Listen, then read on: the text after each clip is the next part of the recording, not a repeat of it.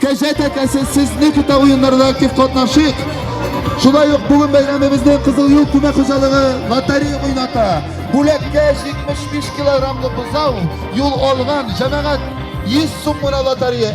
7 ming yarımlık buzav alıp qaytib ketasiz. İleri gitmişsin birge kumarga